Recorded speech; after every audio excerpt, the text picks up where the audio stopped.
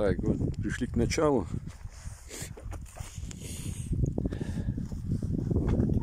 Все болты,